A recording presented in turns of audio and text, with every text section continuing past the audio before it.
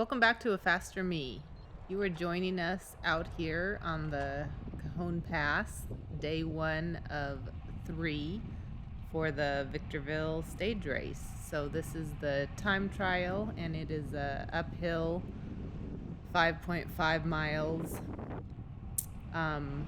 It's a prologue, which I think is just maybe a shorter version, but I'm not sure. So feel free to comment below and help us educate or help us, I don't know, have some new understanding. It was a very beautiful day after all the rain and really cold weather that we've been having. It was a little bit windy, but fortunately that it was a tailwind, and it was much appreciated. So warming up, it was downhill and into a pretty heavy wind, and coming back, which I say uphill, but it really isn't that steep. There's just a couple sections that I think it might have hit 6% at one point, but it was at least, I think the first maybe 4.5 miles averaged maybe 2% or something like that. There was a couple little downhill sections in the beginning, which was nice.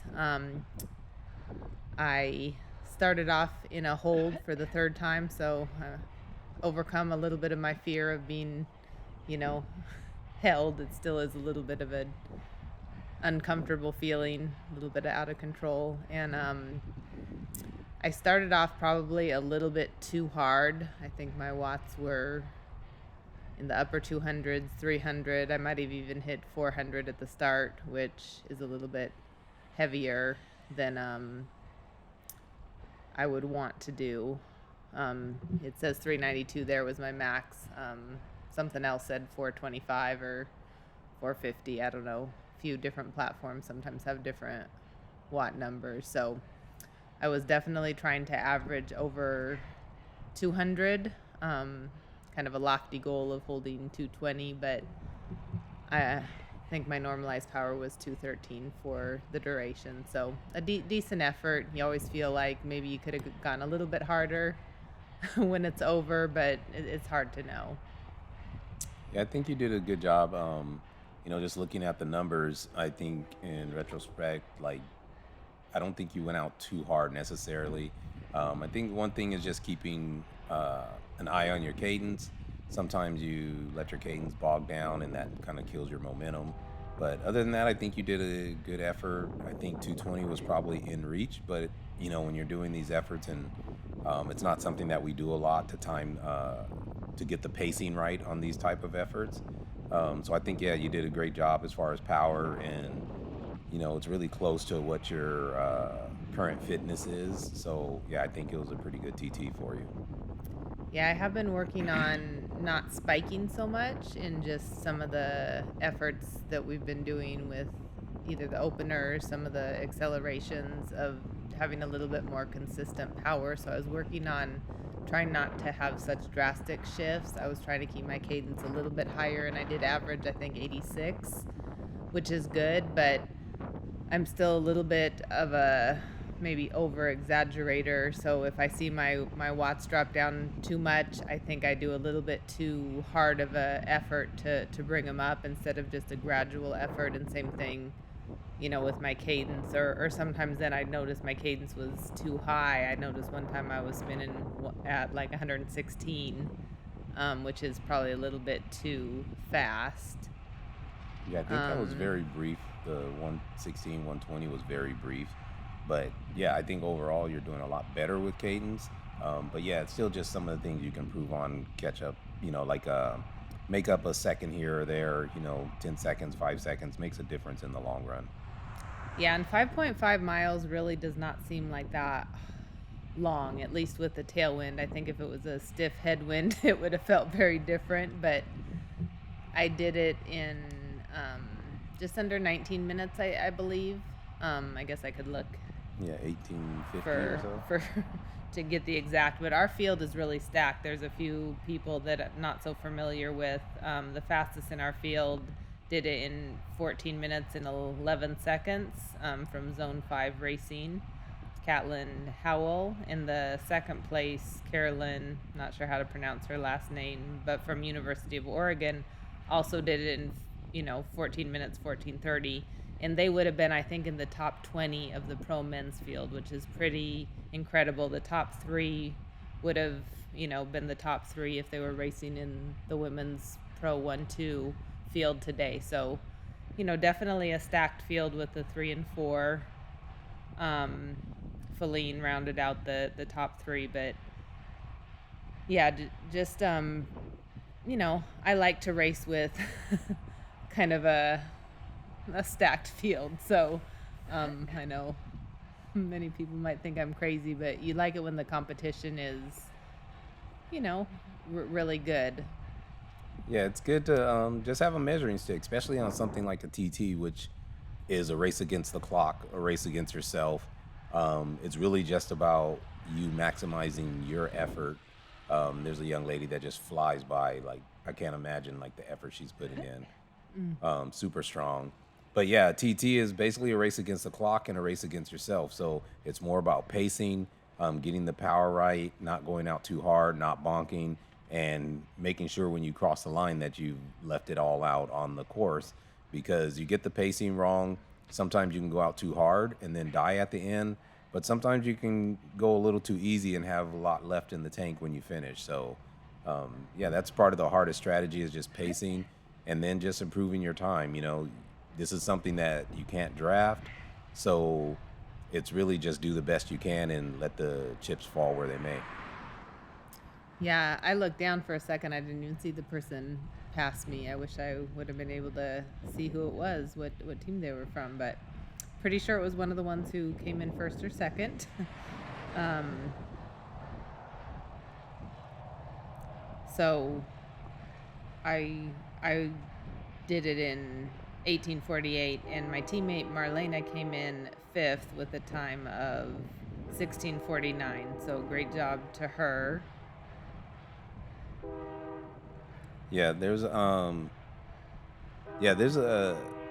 I don't know, there's a lot of fast times here. Um, I think there's this, it's kind of hard because not everyone does TTs. So, especially anyone that has like a triathlon background, a lot of the women have done that before, and they're going to have a little bit of an edge on people that have never done TTs before. So, I think it's good that, there's a couple opportunities out here to do some TTs this year, and I hope we end up getting more in the future because the more often that people get to do these type of efforts, the better everyone will get. Yeah, I really enjoy a TT effort. It's just, there's no other factors here. Ari Chen is going to come by me with a hard effort. Her and Anya were both out here with good efforts. And then there's another rider that's going to pass both of us at a much higher rate of speed. It just, Yeah.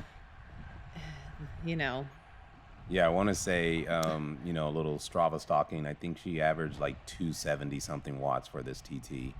So, yeah, that's flying.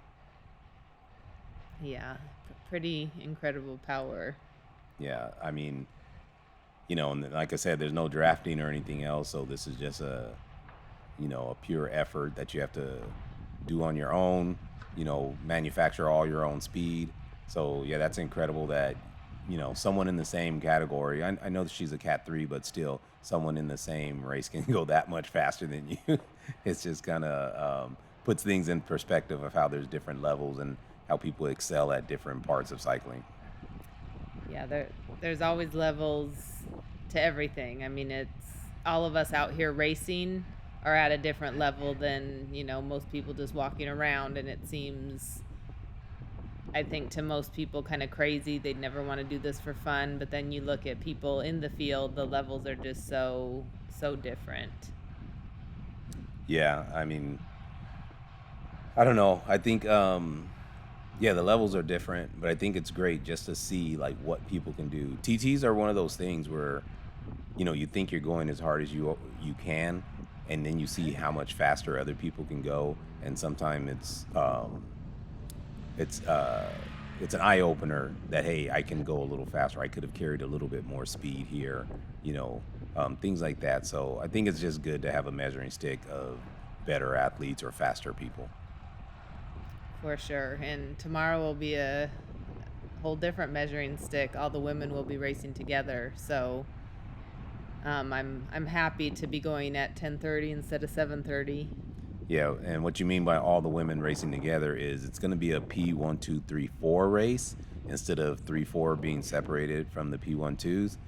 Everyone's going to race together, and at this event, I don't believe there are any Cat 5 women.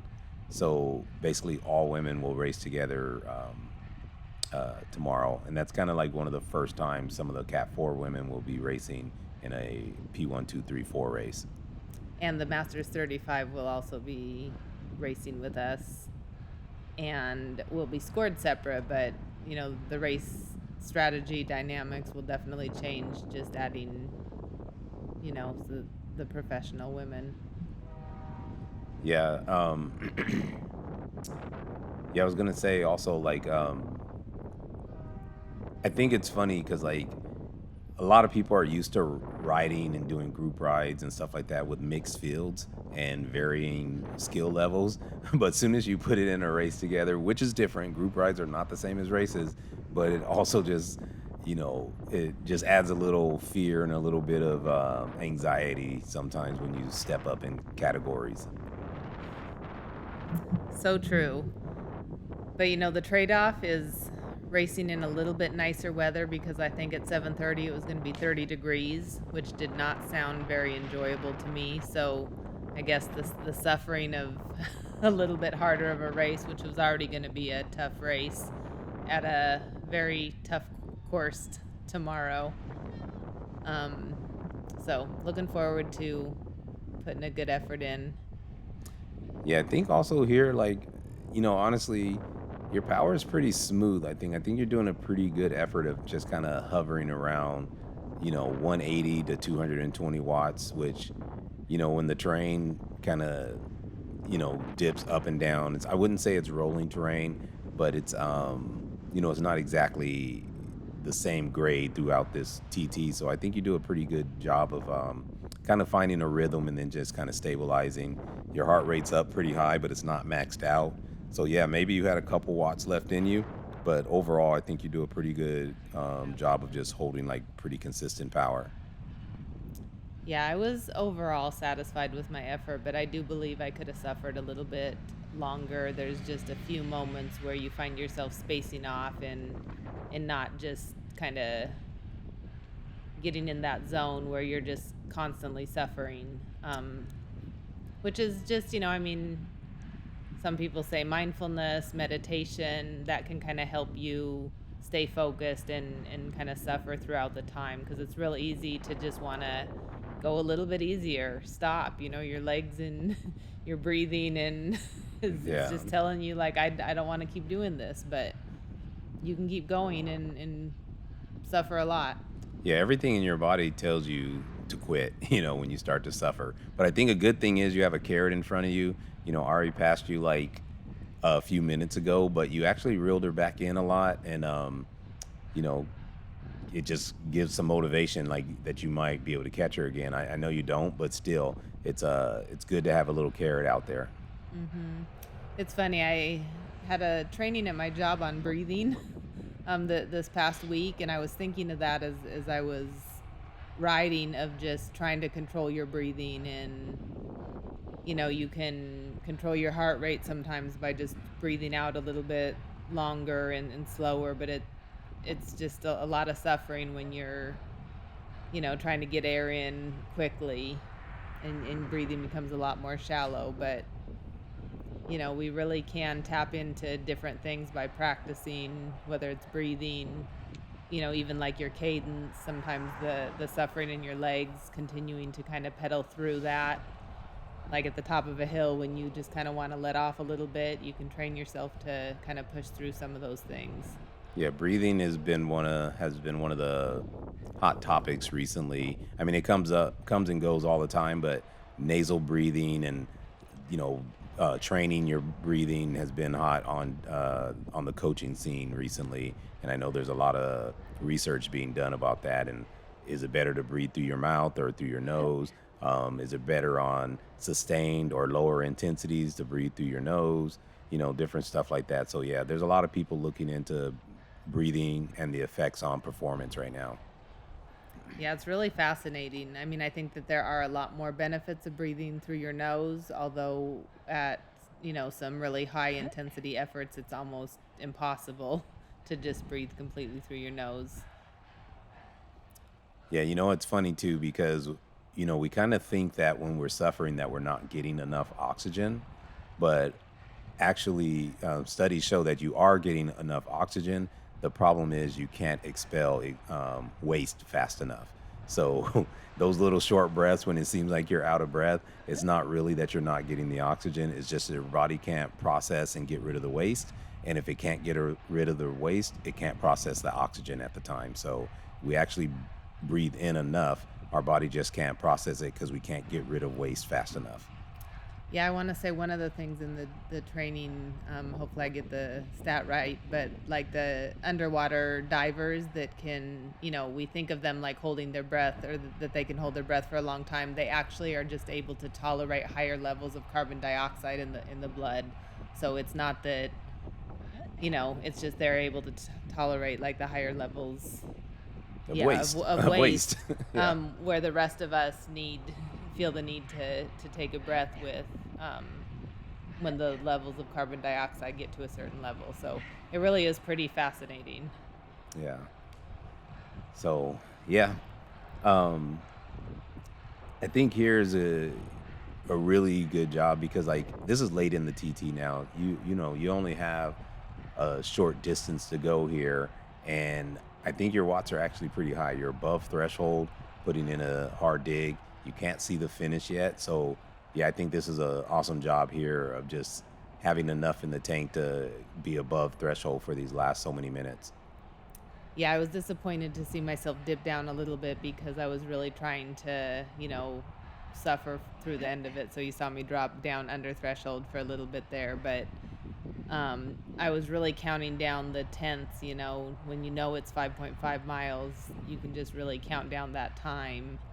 And um, I was just trying to kind of focus on finishing strong. I was also happy my heart rate averaged, I think, 162 and a max of 168. And it steadily increased at the end. So I was able to kind of push and have a higher heart rate at the end, which, you know, I think is a pretty solid effort. Yeah, I mean, yeah, it's kind of normal too, but yeah, I mean, there's many reasons for that. We won't get too technical here, but We yeah, only have a minute left, so yeah, there's yeah, not time for technicalities. exactly. So yeah, I think overall, yeah, it's just finishing strong. So I think your pacing was pretty good, and I think overall it's a good effort for you. Yeah, I want to mention, had one more teammate out doing the race, Jack, and he came in fifth in his category also. We saw him kind of as we were going to the start, and saw him really suffering at about mile 2. So Yeah, so you can it's see good to see. the finish line in order here. You got the watts back up again, and it's pretty good because you can't really give a sprint, but you're able to put in a hard effort, and I think that's perfect because that means you're going, pretty much as hard as you can. Yeah, and I didn't even know you were right here at the side. I just saw Camilla's boyfriend Manny there at the end working. So There he anyway, is. thanks for tuning in and join us tomorrow for day 2.